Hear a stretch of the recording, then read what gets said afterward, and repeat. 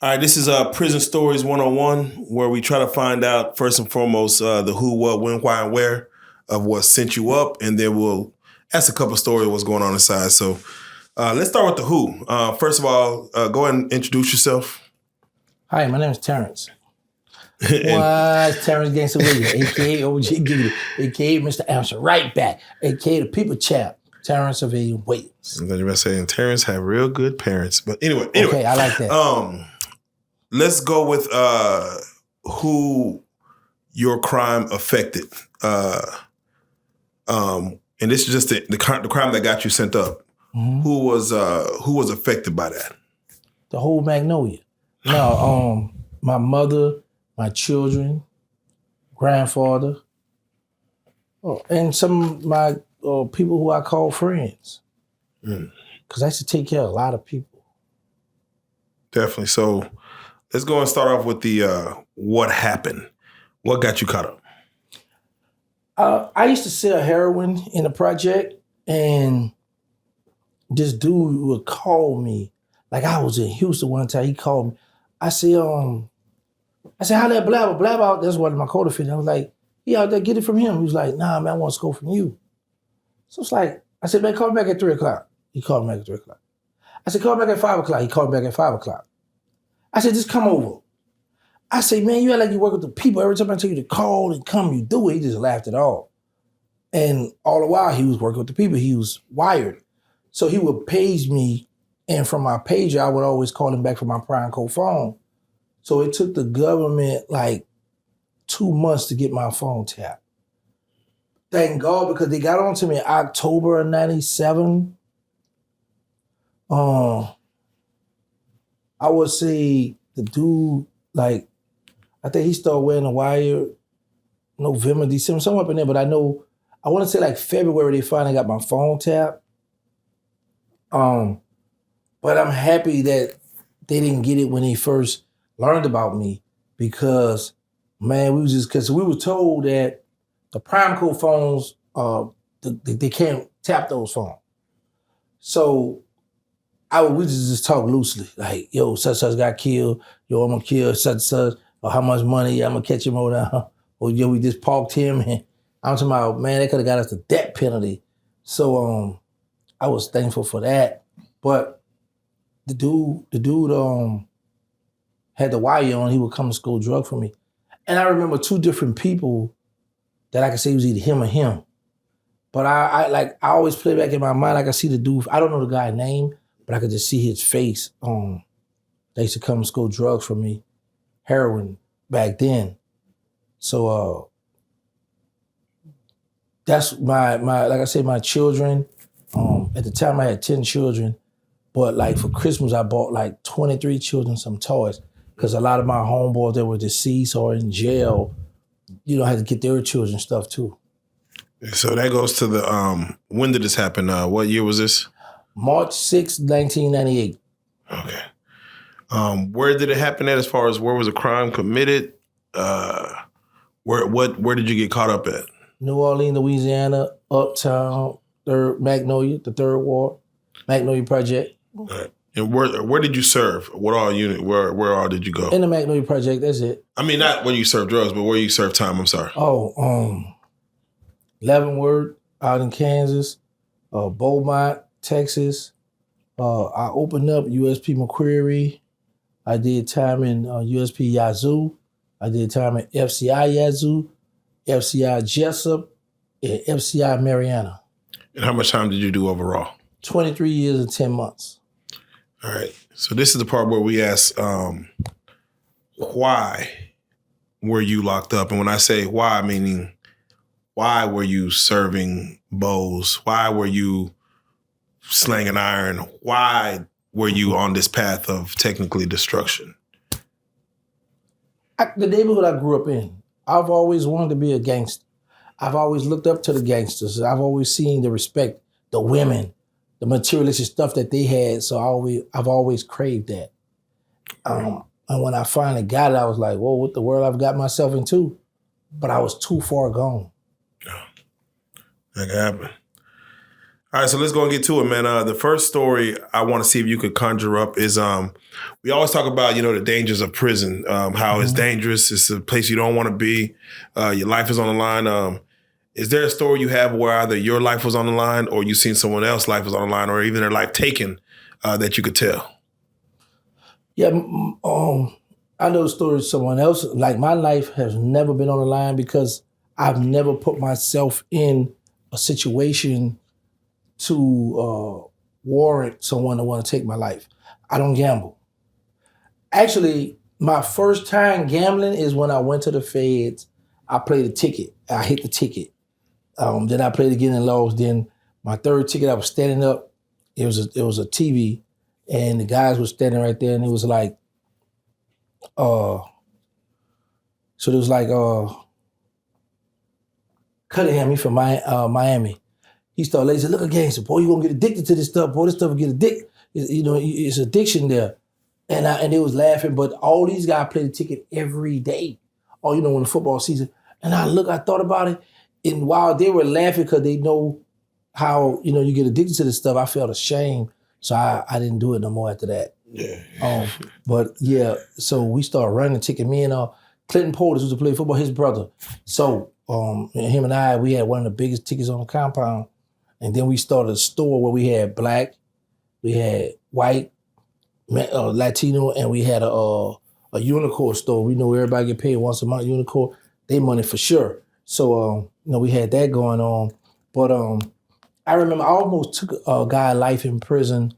In jail, prison because one of my Muslim brothers was claiming a table, and a guy was sitting with him at the table. I got the write up too. So I'm gonna guess you want to post that too? No. I'm gonna take your word for it. No, because I want to block the guy's name out. Oh, okay. Who got stabbed? But anyway, so he would play chess with this guy, right? Every day they would have clown and play chess every day. So the guy had like 41 co-defendants, and then he had another 21. You know how they make that old conspiracy stuff, right? So my celly, which was my Muslim brother, he was cool with two of the co-defendants. Like one he would play chess with, the other one he would sit down at the table and eat with. One of the co-defendants got out the hole, come in the dorm. You ever had this feeling where you see somebody, you be like, something about this person I don't like? So this for your audience, so they could identify with that as well. Like you might see somebody like, some of that person I don't care for. Some of this person I don't like. So the dude come on, like he was a little swole workout, and what's up? I'm such. When I looked, I told myself, I said, man, him gonna bump head. I don't like bullies. So we had two knives. The Muslims had two knives in the unit. And in the religious room, there's a piece of long, like iron thing where you could slide back. And we was having a debate on where we should hide the knives. So how I got a knife is because when I come in the unit, the people from up north, they think us down south, think we country and slow, right? So one of my Muslim brothers from Brooklyn, and it was this other Latino, they spotted me, right? You want this knife? Yeah, give it here. Because what happened was this was a young boy, he used to play a lot with a lot of people in the unit. Just play, right? So I said, okay, I got something for him. So I had a knife and it had the little holster on and everything. So what I did was I knocked on his door. I waited for him to say I could come in. I went in his cell. I pulled a knife out. I said, hey, you know where I can hide this? And he looked. He said, man, that's big. So I was like, all right. So now I'm putting a fear in him, like, don't come playing with me. So I let one of the other brothers hold a knife. This is how the people come in there looking for the knife because he was gambling. Somebody owed him $190. They want to pay. He had to go with the knife. The dude coughed the stuff up because he was scared. Whenever they see a knife, whether it's plexiglass, whatever, people get scared.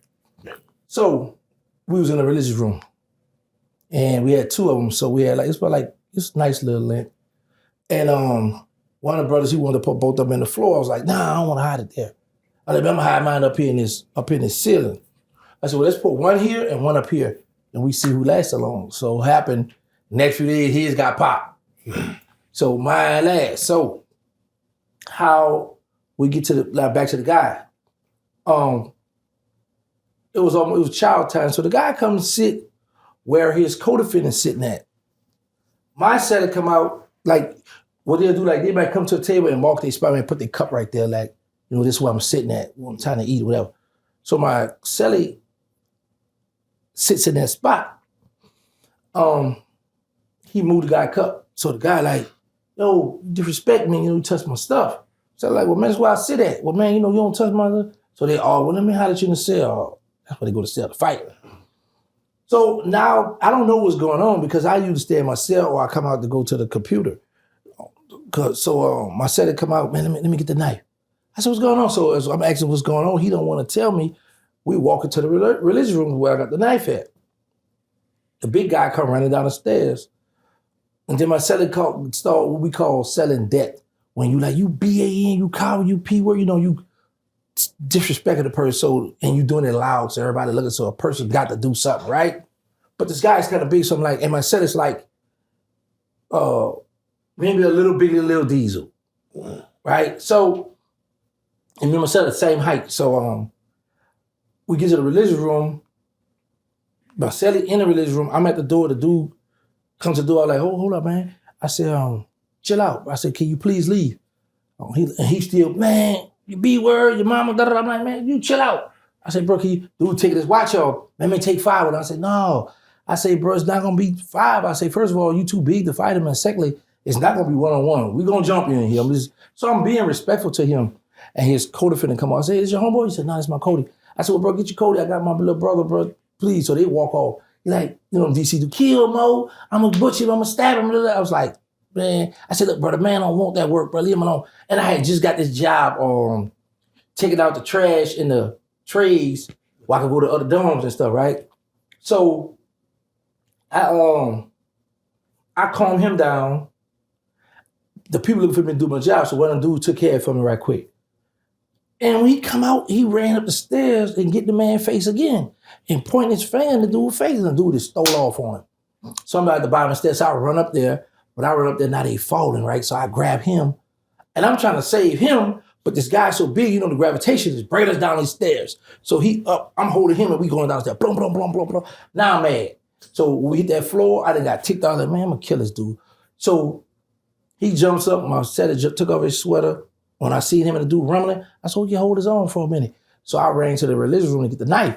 When I come back, before I went to the religious room, the dude my set used to play chess with, he's kind of tall and big too. He just standing there looking like, look at his coach, like handle your business type stuff, right?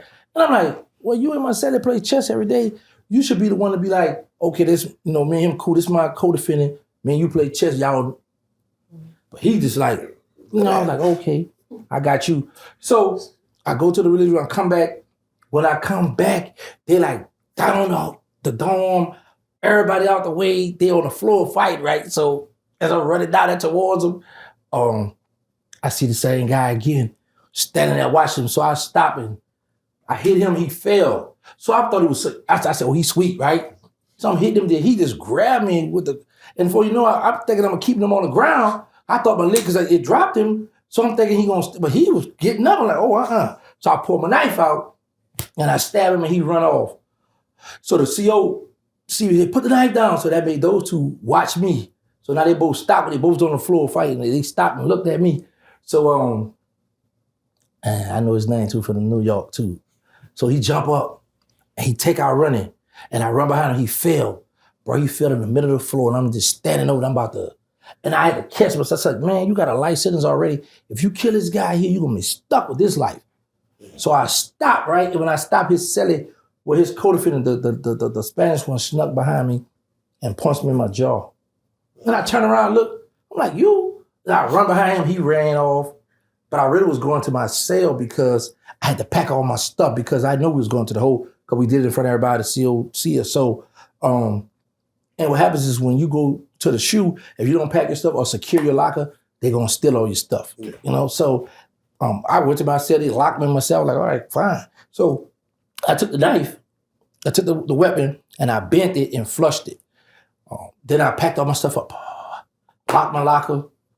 I sat on the bed. That when the SIS come being all extra, get out on the floor, we're going to pepper spray all that. I'm like, man, y'all shut up. I'm already going to the hole. But I didn't want to shoot that spray, nigga. That spray had you choke with the cup. So I just laid, when I laid on the floor, I looked under the bed, my new bed. I had a brand new pair of new bed I just bought. It was in the corner. I said, man, forgot to lock them up. But I said I'm gonna get them because they're looking for the knife now at this point. So they're gonna look for the knife. They're gonna see that knife not in there. They're gonna put it in my property because they know this is my stuff.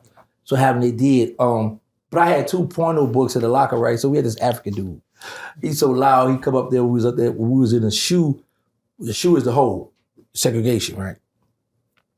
He come up there when we was waiting in a little holding tank, so I had to dress us out to put on our orange jumper before they bring us out with cell. He, what, you a Muslim? What you doing with them porno books in your locker?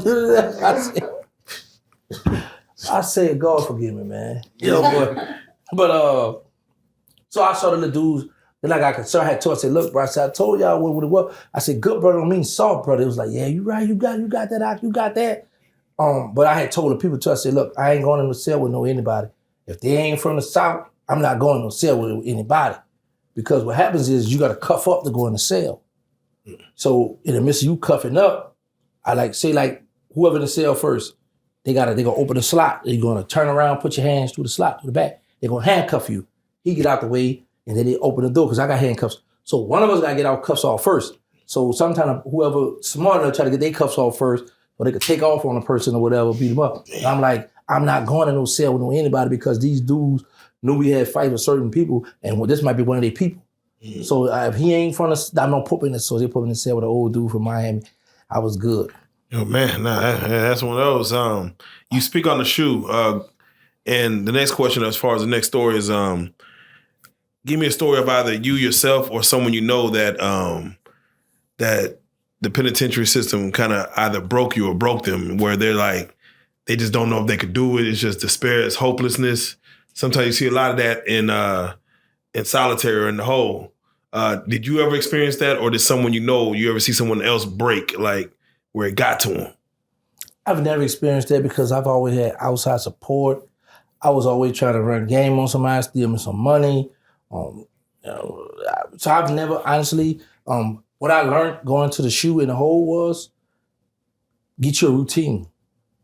And then I had got into building credit. So I had credit cards while I was in prison in my name. So I would call the bookstore or fill out the little form. Every now and then they might call my mother to make sure that it's okay for me to charge, but I would charge. I would get magazine. I would get like 5 magazines because you could only get 5 and 5 back then. 5 books, 5 magazines. I would get 5 and 5. So I was good. I was taken care of very well. I've seen people be in that hole and just start losing their bang on the wall, screaming and hollering. But I don't know if they just was being ignorant or whatever the case may be, but I've seen a lot of people just lose it. And a lot of that come from when they don't got no outside support, because even in the hole, you still get mail, So you still look for that mail to come in. Your loved ones will still write you a letter or something, or every 30 days we get a phone call. So you might want to call your family members. And if ain't nobody picking up, you're going to be, ticked off. So now you walking around in circles, just doing a lot of goofy stuff. So I've seen a lot of that go on. Did anyone leave you as far as maybe a girlfriend, a baby mama? Did someone not help you do your time, or that kind of quit on you early? Of course, a lot of women. I had a lot of women when I was on the street. A lot of baby mothers went to pium, even so I don't want to talk about it because I'm cool with all of them. All right, yeah, we go. No, I'm just saying this. What I'm saying, I don't call no name, but what I'm saying is, I had a light sentence. So, they what I respect about all of them though, not my women, I'm talking about my baby mothers, they always made sure I saw my children. And all my children were babies and young. So they would get with the other, well, you go and see, all right, bring her, or bring him. Okay, so I've always saw my children. That's why I'm always had that love, respect for all my children, mother, for that. You know what I'm saying? Because, some dudes go to jail. They call him, my baby mother want to know who dude or what's going, who got around my son, who got around my daughter. But you can't control that. So early on, I learned, because I remember, but I didn't want to laugh though, because this dude, he was like about crypto Jesus side, but he was big husky dude. And I'm in line waiting for the phone, and he like, well, baby, why you doing me this? What's going on? who that boy? He crying, right? Big dude crying on the phone to this. I'm like, cause he ugly. So I'm like, he might got a big ugly broad. He crying, man, he tripping. But his celly snuck up, cause you know, well, you don't know, but dudes in prison, they do this too. If they got a bottom bunk, they'll take their girlfriend picture, family picture, and put the toothpick, whatever, or tape, whatever, and put it up under the bunk. When they laying down, they can look up at the picture. Or they'll have it on the wall right here, so they turn over, they can look at their girl, look at the picture, you know? So he stuck the picture. This little girl was so pretty and fine. I wanted to cry for him. I was like, boy, I see why you crying, boy. He had 18 years there too, fresh, you know, so yeah, I've seen guys, you know, do that kind of stuff. I think you must have seen this. Shout out to Juvie. He had life. And they passed a law. He had life. He was cool with this other dude. Forgot what part of Florida he's from, but he was living in Tallahassee. So we always used to do this, like say me and Crypto G locked together, and I get a pen pal friend, right? Did you got a friend for my dog? So because I don't want you to come out yourself, so girls usually get one of their girls to ride with them, so they'll, you know, like that. So they go on visit, and Juvie had a mouthful of gold, diamonds in his mouth and all that. And what that boy, I can see his face, brother. I forgot his name. He was a smooth player too, bro. So happened, he was short to go home. So I don't know how he did it, but he wound up pulling his partner girl. So the girl wrote like, hey, I don't want to come see you no more. And I want to get on his list. Come visit him. So he was playing like, hey, I ain't tripping, I lost. So like 4 months later, his case got overturned. He went back to court, got that life off him. And he wound up beating him out. Beating him out of jail, man. So yeah, I see all kind of little crazy stuff like that. Just one little boy, I forgot, I don't know if he's from Kansas City. He from Midwest somewhere. He came there with the Harry and Darren them, and he was one of the dudes play a lot. What's that in hip, you know, talking this hip talk, playing and laughing and joking around. And you know, fun little dude, you know, he talk about fighting and he'll stab somebody. He always was extra, but he used to keep them laughing. I used to always look at him like, something ain't right about this boy. Like a few months later, it's this dude named Kool-Aid from Alabama, kind of tall. They had called Pill Line. And at night they let the people come out the dorms, come down to walk. And I'm coming from the rec yard. No, I was coming from the law library. And Kool-Aid and him together, but he had his hand in Kool-Aid pocket. And I looked, and when he spotted me coming up the wall, he kind of like fake like he was talking to somebody, and like, you know how you let your hand like, huh? What you talk like you talking to somebody else? So Kool-Aid could walk up, and Kool-Aid stopped, because Kool-Aid spotted me. Because Kool-Aid knew me and him was cool. So Kool-Aid stopped. Come on here, what you scared that you don't want nobody to see us together? Come on here. Put him on the spot, and I was like, wow. So couldn't find out he was gay. He was a boy. But Kool-Aid brought it out of him because he was just one of them dudes like, yeah, what's up? You know, like hype, play a lot. Like, he didn't give the feminine right then and there. But if sometimes, you know, some people like, that gay, if he not, he misses calling. So we used to say that a lot. But him, he just gave off a cool youngster, laugh, play, and all the while he was gay. So Kool-Aid put him out there, and I was like, what the world? So I've seen them situated. I've seen this raw than that though. Yeah, no, the next story I was trying to get out of you, which I don't know if this is a good segue, was a love story. Was there any love stories that happened either for you or someone you knew that was in prison that, you know, that found love? I would say this. I've never found love, but every prison I've been to, a female come visit me. They had this website called Prison Pen Pal out in East Berlin, Pennsylvania. They had different tiers, $34, like $19.99, $34.99, and $79.99.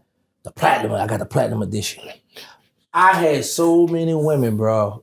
Man, me this white dude, the little young white dude, we would literally stand at the mail call and see who gonna get the most mail.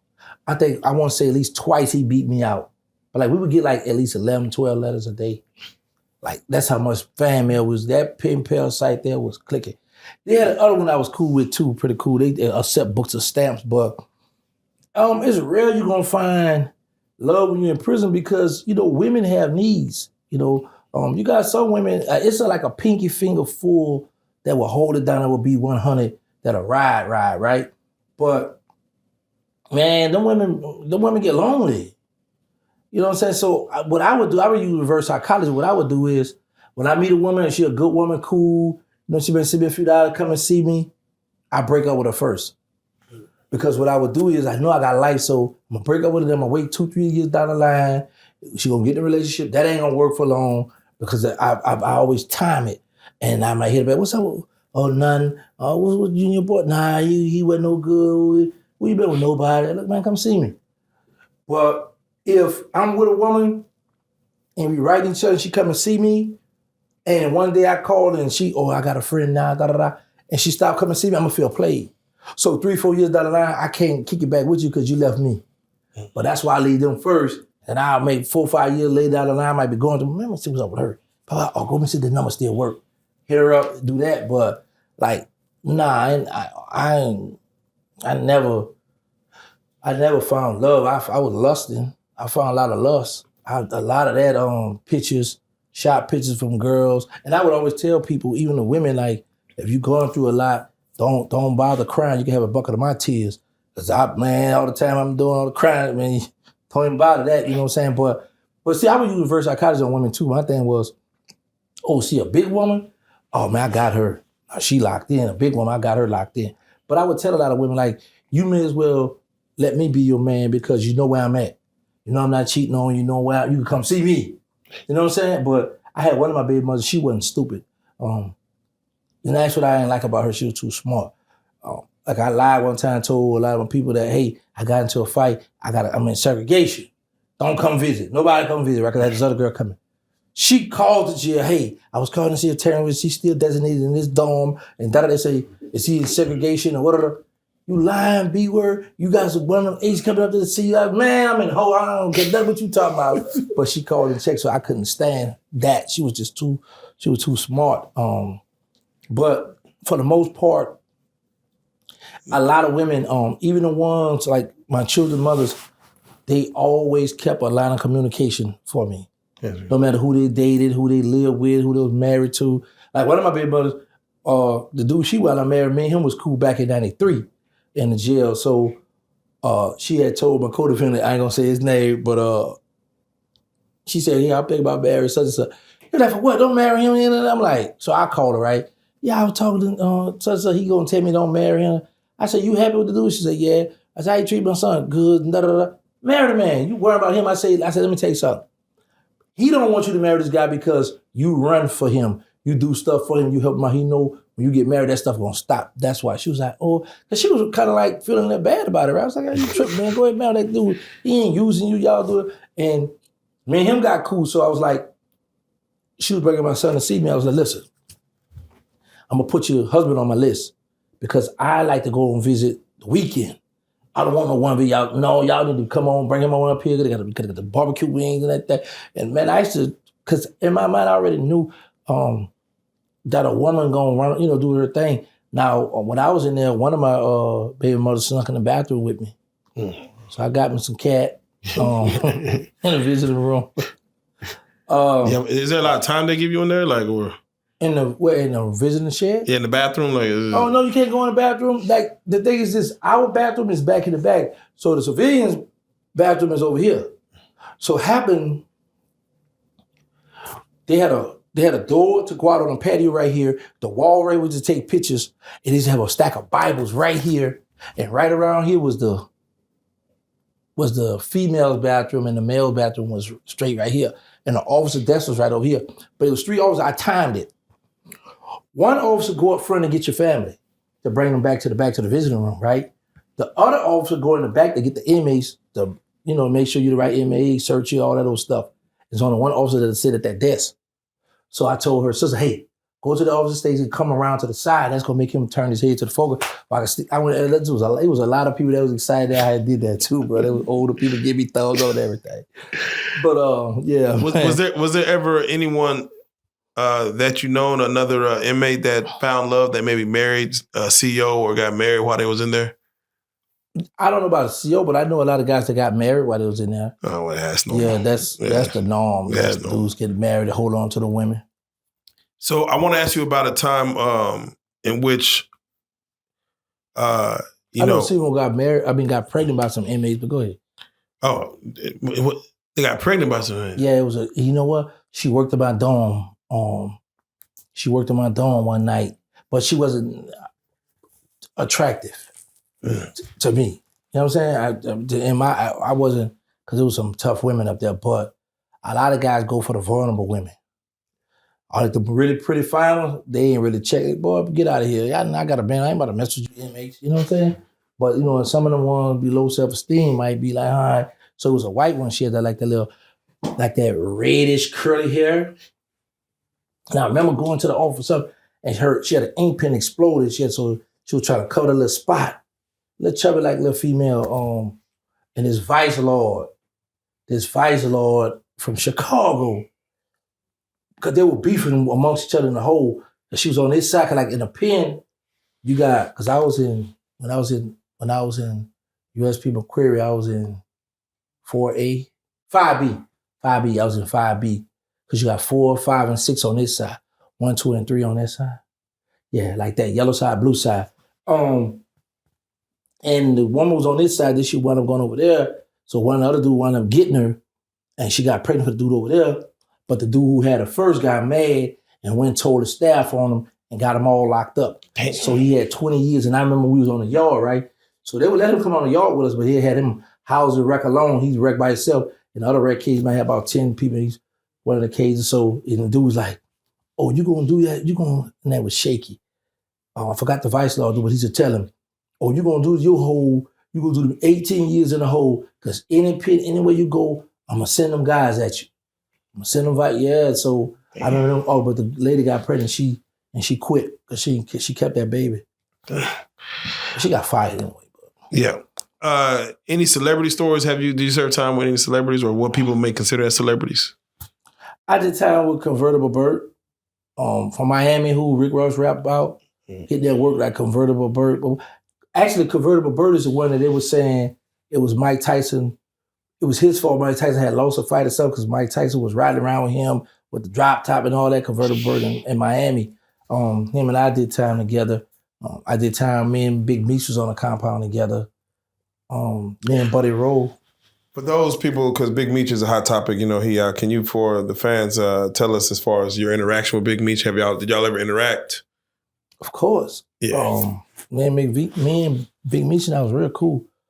When he first come to the compound, he wanted to meet me, because he had read, I had did an article in the Ozone magazine, and he was like, man, I want to meet that dude, man. And it was a guy that I had been locked up with back in the day. His face looked familiar, but I was in a rush. She was like, hey, Gangsta, I said, who are you? Man, I said, I don't know, I don't remember you, man. I kept going. So it was like, man, Big Meech don't come out. Like, I had never heard of Big Meech or BMF, because I had got locked up in 98.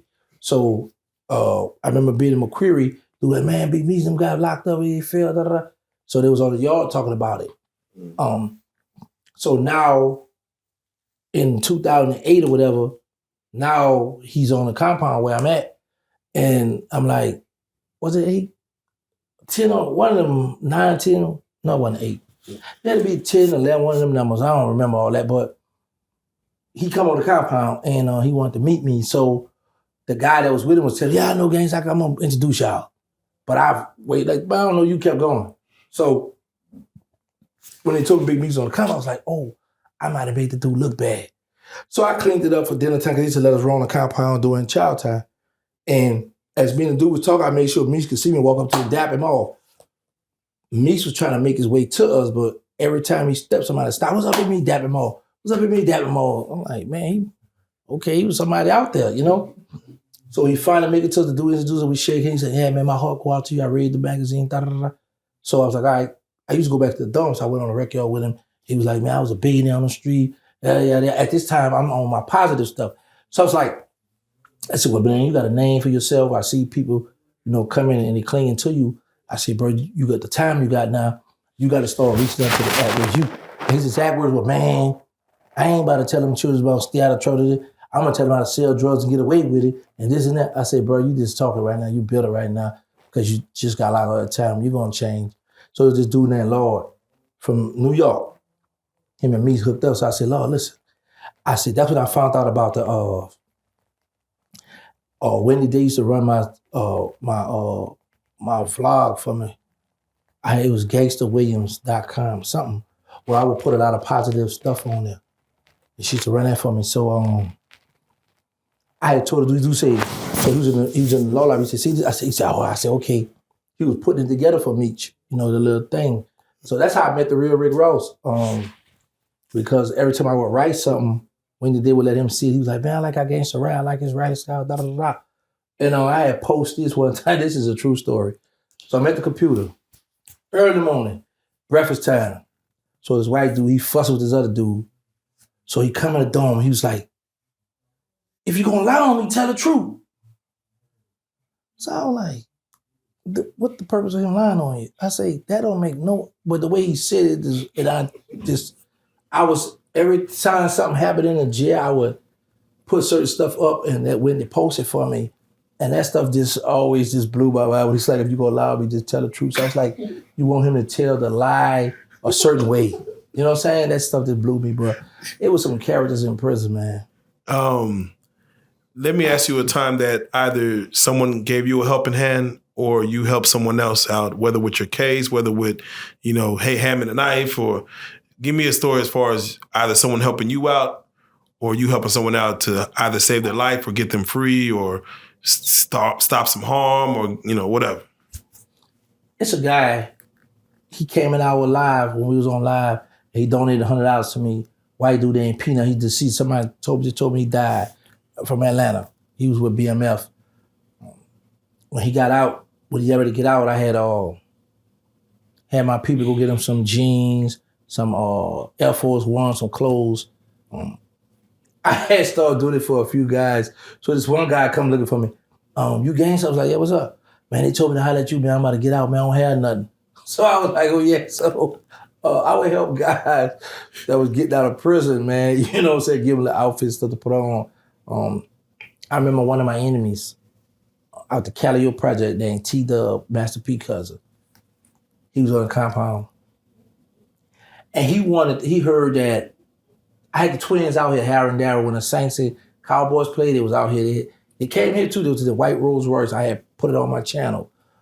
They light skinned with a bunch of jewelry. They came out to hang out with me. Them and shout out to Cone from Atlanta. So anyway, Harry had a bad wife and T-Dub was messing with her, so they got into it. So if T-Dub would have went to Oakdale, Harry and Darryl was in Oakdale, and they was running that. So they would have stabbed him. I might have killed him when he came there. So by T-Dub being in Mariana with me first, Darryl came there. When he found out Darryl was in the hole waiting to get out, he went to the older homeboys for the night war and asked for a knife. So they in front of the education. It's an education and law library that is all together. So they was out at the law library, but they call it, well, you don't know, but they call it 10-minute move like every hour. So they was standing out getting a little breather before they locked the gate to lock us back in. So she thought, and I walk out. So I'm like, man, so they making them go get the knife. I said, man, don't give him no knife. I said, you don't know what that is? I said, that's Harry and Darryl from out the night war. Carew, that's it, shout out to Carew out the night war. He said, oh, that's what that is? He said, oh, man, I can't get. So Dub look and get mad with me and he storm off, right? So Dub see me.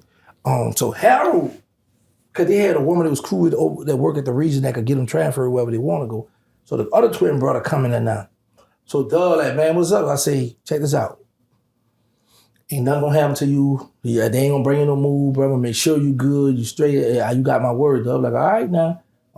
I had a chance to bring him no move. You stopped it, bro. So now the crazy part about it, Dub in his unit, and they right next door. So when they call the move, everybody come out, or you can walk right over their unit and go stab them up or something. You know what I'm saying? But I was like, I said, nah, bro. My mother talked to them, and my mother and them cool, and my mother gave him her word that won't happen. And told him, Terrance and Darryl, stand down and everybody got along good. Now let me tell you what's crazy. So one night, and this is why I don't like the horseplay no more, because one night, me and the dude from Carolina, we climbing, and he's holding my foot, and it's about to be locked. Back then, they have uncut on BET. So, Nino, he from Memphis, this little messy self. This dude holding on, I'm like, man, stop. He started pulling my leg, I'm like, man, stop playing. And I went to pull my leg, he let me go, and my face hit the door ceiling, boom, and bust my eye open. Man, word got to my homeboys, even him, and me and him was beefing on the street. He had a rusted knife too. They all come the next morning, come down there by my unit, man, what's up? I said, no, hold on. I said, man, I meant to do was climbing. And so Nino gonna tell him, man, I think him and Gangsta had a fight. He got out on Gangsta, and Gangsta just want to keep it real. And I said, you crazy, I got a bunch of homies. Nah, we're gonna butcher him, man. If that was for real, but the dude we was really playing. And I was in the Nations line then too. I wasn't supposed to be horse playing either. So yeah, and my homeboy was the minister. So they all ready to fight the dude, right? Well, I said, no, man, that dude was clowning. We was really playing, but I was playing too much, and I pulled my leg back and my face went boom. Yeah. I had to get stitches up here. So, but I was shocked that he was the guy that I was beefing with on the street. And for him to come down there with the homeboy, with the knife ready to go, I was like, whoa, okay. Jail done changed him too, you know? But is there a story, again, this is prison, so we know it lives, but is there a story of a person who was straight and their manhood got taken that you're like, damn? See, I don't know, I think it was like 3 or 4 of them, the dude from DC, they had life. And there's a young boy, he come back, and his homeboy used to tell him, he was back on violation, bro. They used to always tell him, stop hanging with them little boys. It was like about 3, 4 from DC. They all had life sentences, but they was like 20, 21, anywhere from 19 to 21. They was young, but they had life sentences. So they used to always tell it. His homeboys he said, nah, they cool, man. So when they got him in that cell, bro, and I remember they beat his body because they like DC do like the box. They beat his body up and then they raped him. But he ain't press charges, do none of that. But I've seen cases where guys will come in and be cool to be straight, and then before you know it, they just give it up. Or just give up just for food or protection, and they just give in. But I know there's a few people know about that story. I had one homie from New Orleans, but this guy was already, funny. It was a white guy, so he knocked him out and took his butt because the white guy wouldn't mess with him. But he came and told all the homies, hey, I just took old boy butt, I knocked him. What? Because what's going to happen, white people, they go hard.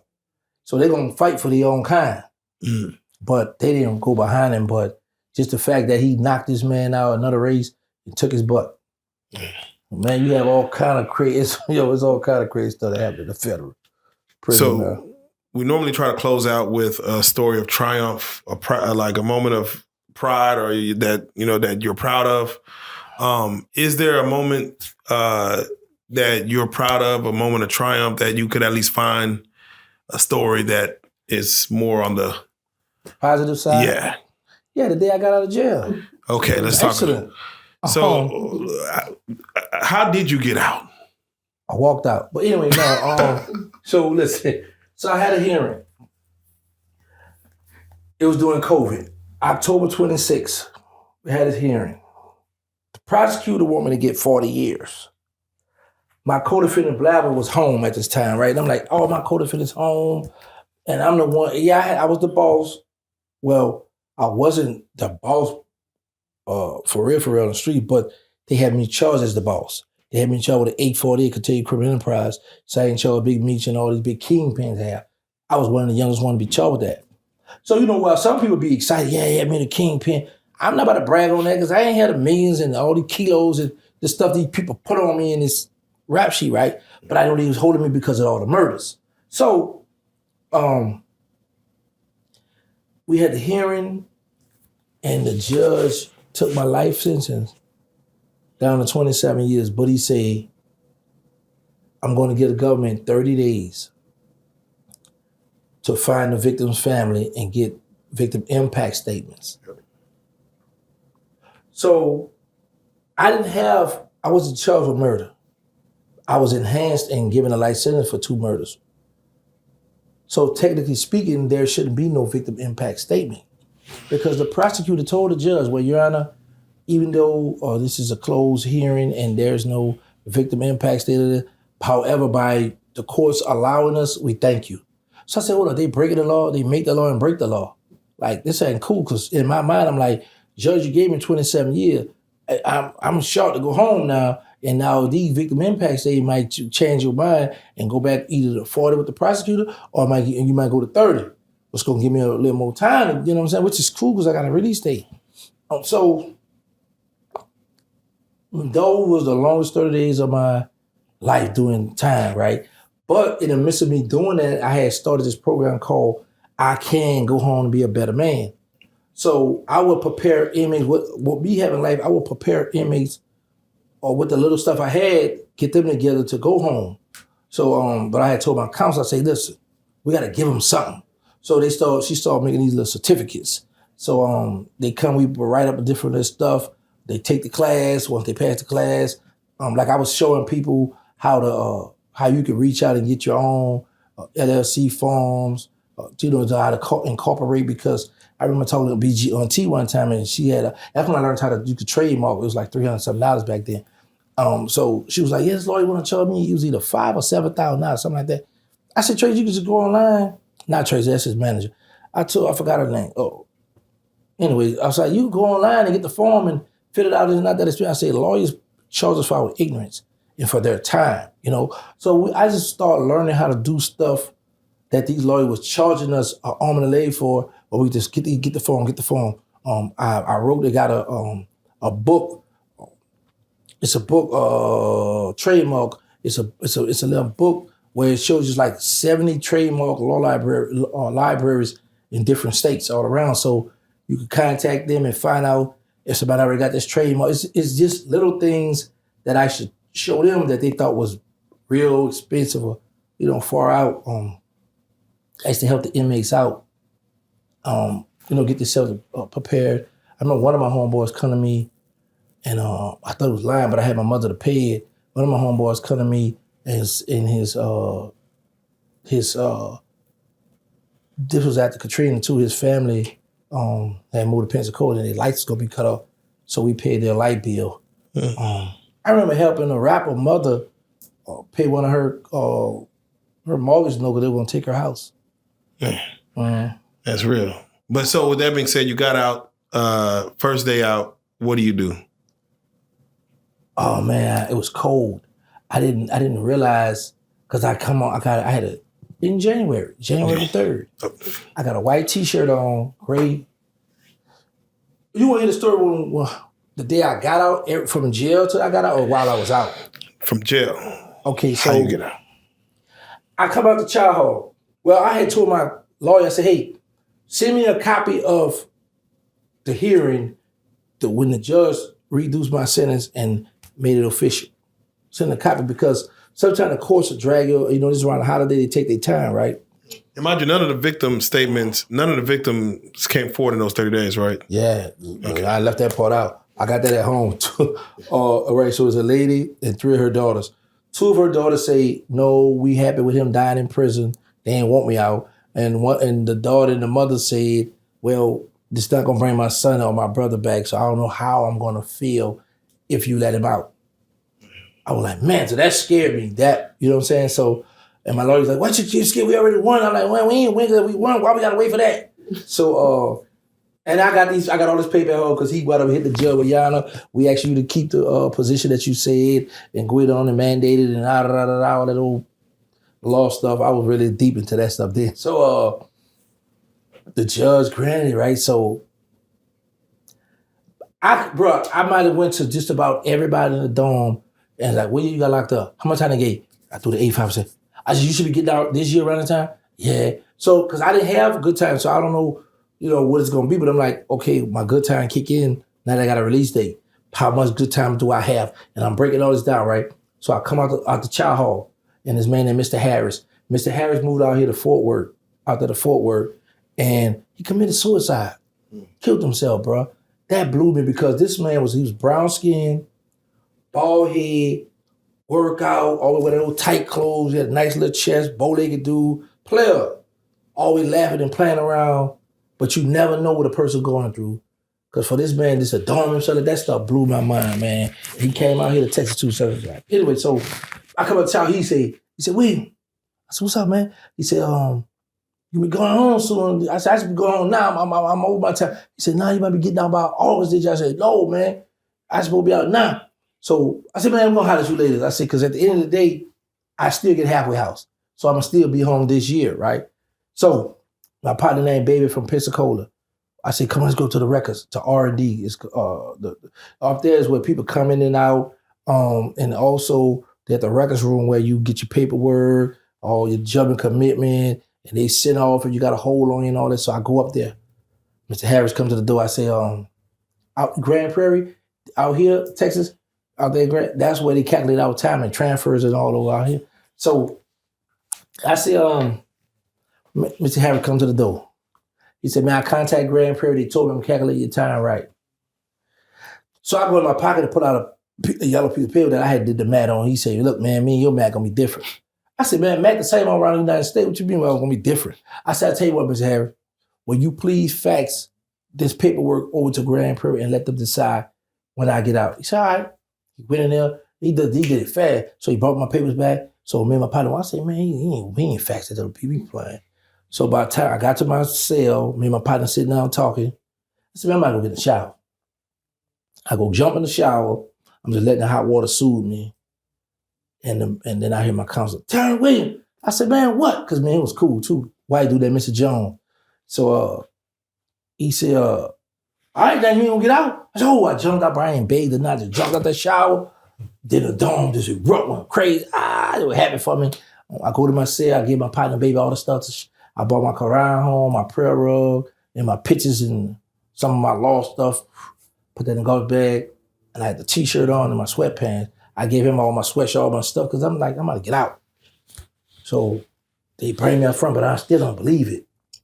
Oh no, because I told my case, I said, hey, I said, man, I'm gonna be getting out. I said, I want to change my address to Texas. She was like, you can't because you got a life sentence right now and Grand Prairie won't accept it. She said, you have to have a release date for them to change your address. I said, well, look, man, I'm gonna get a immediate release and you gonna be on vacation. She said, no, they're gonna make sure you gotta go. That lady was on vacation, and just as I said, so they bring me up to this other door and assign me out to do something. But I still don't believe they bring me up front. Now I'm up front in the business office where I'm supposed to be at, right? I said, man, they serious about it. I'm gonna go home. So they bring me to the little window. They give me this card with my money on. Matter of fact, I still got that card somewhere, but I got some money on it, but I forgot the code or the password to it. It only a couple hundred on there, but now I think I could use it. Like about $300-400 still on that card. So they give me my money. They give me my because they was doing people like during COVID, so I had took all the shots. The boots I took, it was 3 shots I took. So they gave my paperwork for that. I'm like, man, these people ain't gonna let me out. Because see, once before they made a mistake and let me out. Oh. And when I got up front, the lady, shout out to Miss Smith. Miss Smith, the wrong Terrance Williams, because it was 2 of us. So they caught me up front. But they made me come back in there. So how many years were you in at that time? 4 years. 4 years in. Yeah, I had life sentence there. Yeah, so me and Miss Smith, because I had went on, did time everywhere else, and then like 18, 19 years later, whatever it was, I see her again. And we always just talk about this. Miss Smith, you know you hated on me back then. I could have got out of here. Boy, you got my job, I won't lose my job, da-da-da. So they bring me up front. I'm like, man, these people, they're going to come with some bull. Oh, you got to hold on and wait, hold up. They brought me through there where the officers come in, where the visitors come in. I went through there. And then when I got outside, I was like, man, I might as well just run for it. Let me go. Because I don't want these people to come with no bull, bro. I'm out here and I done gave all my stuff away. So then they said, hold up, I got a car coming and get you. The car pull up. I got in that car. I said, yeah, go, man, go. So I'm hoping he don't stop. I don't want no radio, but bring him back and nothing. We on the highway. I said, I'm ready going home. So they brought me to the I think the Tallahassee bus station. I go in there, they got this dirty payphone. And I'm trying to call my mother, but the coins going in and coming back down, ticking me off. So I wanted to eat, but I couldn't eat. I'm like, man, I'm really out. But I wanted to notify my family. I can't notify them about it. So I'm just in there, I got something to drink, got some Pringles or something like that. And I was sitting there waiting on the bus to come. So a bus came in. And this female, she had a phone up talking to somebody, and she walked over. And I see somebody on there, and she like, yeah. I said, hey, he can see you? She was like, yeah, looking at me like I'm crazy. I'm like, well, I just got to fade my bed. So she turned the phone to me and showed it to me, and I waved, and he waved. I'm like, man, this stuff crazy. I said, that dude good. He waved back at me and freaked me out, you know what I'm saying? So It's live. yeah, bro. So we get on the Greyhound, and this dude next to me, he got his jewelry on, he fly, right? So he went talking. I'm like, man, okay, he friendly. So there's a dude in front of me, and then there's a Asian over here. So I'm like, I'm over their shoulder looking at what they looking at. They looking. Now what I would learn today would be Instagram. One of them, and I don't know what he was looking at. Some over here, but I'm like, man, put it on a porno or something. Let me see some girls or something, man. But I'm not saying them just. But I see him, different females in the room doing different little things. So like, man, he bored. So I'm looking at the A. I'm thinking, like, I said, he might be freaky. He might put it on some porn, but he had put it on a game. So now this dude here, he started talking to me about all this stuff. I said, well, man, he fly. He got a little jewelry. I said, man, let me use your phone. He said, oh, I don't got no phone. I got quiet. I don't want to talk to him no more because I'm like, bro, you around here talking all this money, you ain't got a phone? Beat it. So we stop at the gas station to make a stop, and there was just two little young Latinos got out there, and they had the iPhone. I said, hey, y'all can make a phone call for me? And they made a phone call. I talked to my mother, let her know, da-da-da. I said, man, y'all got to come get me. This bus taking too long to get me to New Orleans. Come and get me. So it's like, all right. So we got to Pensacola. I said, the next stop is Pensacola. I remember that bus went in his back there was real dark back. I said, man, people get robbed back here. I got off the bus. I went back up front. It was a highway. I saw a gas station across the street. I walked across the street, and there was this 18, the gas station was closed. So there's this 18-wheeler truck running. I walked out, hey, I can use your phone? He said, no. Man, he rude. I walk off, right? I got my bag. So I go back to the front while the highway just chilling. I'm cold. I got my hand in my shirt. And he got ready to pull off. So before he get out on the highway, he said, hey, come here. I walked to the truck. He gave me this bag. It's a little package. He said, put this on your body. It's going to keep your body warm. And take that on, keep on your hand, keep your hand warm. And in my mind, I'm like, it's COVID out here. He trying to do me. He trying to pause me or something, man. I ain't never heard of no package. This little package gonna make my body warm, my hand. I said, he trying to get me, right? So I do it. I walk, he said, what's your mother's number? And I gave my mama number. He told him exactly where to come at, blah, blah, blah. He pulled off. I was like, all right, thank you, man. And then like about 10 or 15 minutes later, my brother put up in a white truck. But mind you, with the gas station I'm at, it's a neighborhood behind me. So when I walk over here, I look down, I see a road. It's kind of dark down the road, but his house is down this way. I say, man, I hope nobody don't come from right there, come try to rob me, man. I'm just thinking crazy, right? So I'm cold, bro, it's cold too. So my brother pull up. Soon as I told him, he gonna ask me, you wanna drive? No, I don't wanna drive, boy. I don't wanna get in trouble, I'm scared, no. So we go to Waffle House, the first place I went to eat. I went to the Waffle House. The next day, that night, my brother, that's what I don't know nothing about social media. I don't know nothing about no Facebook. My brother, we take a family picture. He posted online, and that's what all kind of my little cousins. I know they was little when I left, but these little, they grown men now. They all got guns. They come into this house. And in my mind, I'm like, boy, I got a little army in here. I could take back over. That's how fast it doesn't work, bro, because I'm like, these little young, they come in here and they giving me, what's up, cuz, dabbing and hugging me. And they look like my older cuz. I said, this must be Pam children here. This must be this children. I'm just looking at the cousins, right? But they all got guns. And I'm like, boy, these little soldiers here. Yeah. But then I'm like, boy, you just did 23 years in my bed. Get yourself together. So my cousin come over. And I don't know if y'all can relate to this, but I had a cousin. His little brother's to pee on himself, so that room just smell like pee, right? So my big cousin come over, he said, man, cuz, come on my house. So in my mind, I'm thinking about pee. I ain't coming over there. Nah. I just going, cause he saw I felt uneasy because I was sitting in my mother's living room because my mother had a two-sided house and it's long. And I'm like, I don't want to be in this house because ain't no guns in this house. Because all the guns gone now, right? So in my mind, I'm like, my brother supposed to pill everybody knowing I'm home now. And if somebody come to kick in this door, come over here, shoot, I ain't got nothing. But I'm going to stay in his living room because if they come to the house, at least I'm going to be able to meet them head on versus being there and they come catch me lacking, whatever it may be. So my cousin peeping this in, so he's like, man, cuz, cut him out. I'm like, man, I'm like, nah, cuz, I'm good. Because I keep thinking about 20-something years ago, P. I'm like, man, I ain't going to your house, cuz. Now, mind you, my cousin grown now, got his own house, but in my mind, I'm thinking about when you used to live at your mother's house and that bedroom. So He kept, I said, all right, come on. Go outside. I didn't even know he would kind of call. I jumped out. He got a nice foreign car, right? But my mind still is, man, bro, I went to his house. That's the best thing I did. Boy, I got a 4-bedroom upstairs, downstairs, big old wall TV, the long sofa come around. I said, good living. He like, cuz, go up there. I got some brand new clothes there. Go get some polo, pick it. I go up there, tag shit on the clothes. I say, man, it smell good in this joint and everything, right? So my homegirl come over there by me. We hollered. Then she brought me to the bank.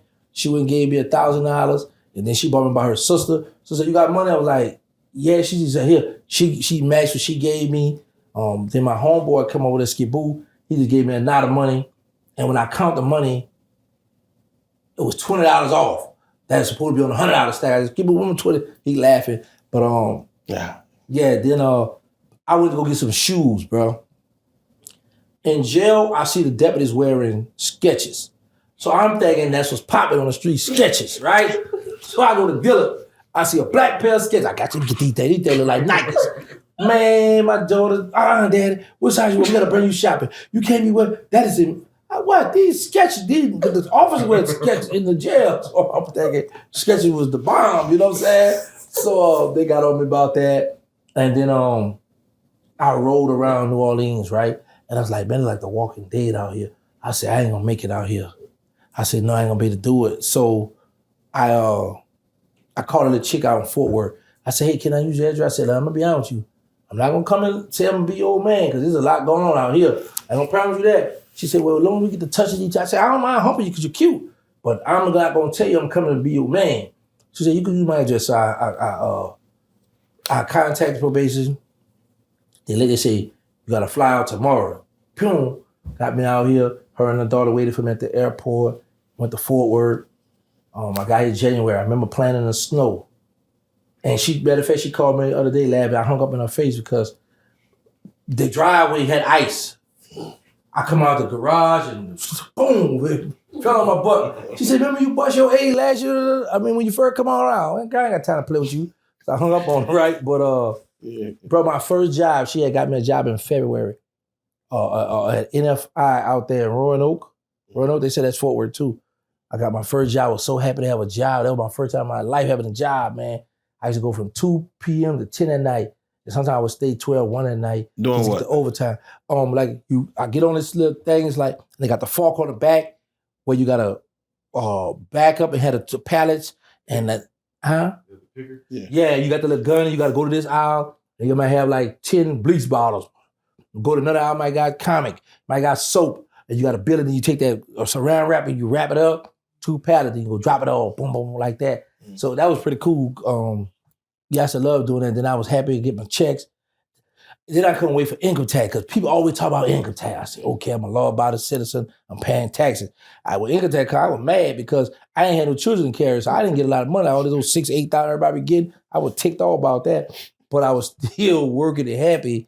I had the job. And then I got another job at Tyson. So I was working 2 jobs, 2 to 10, and then from 11 to 7.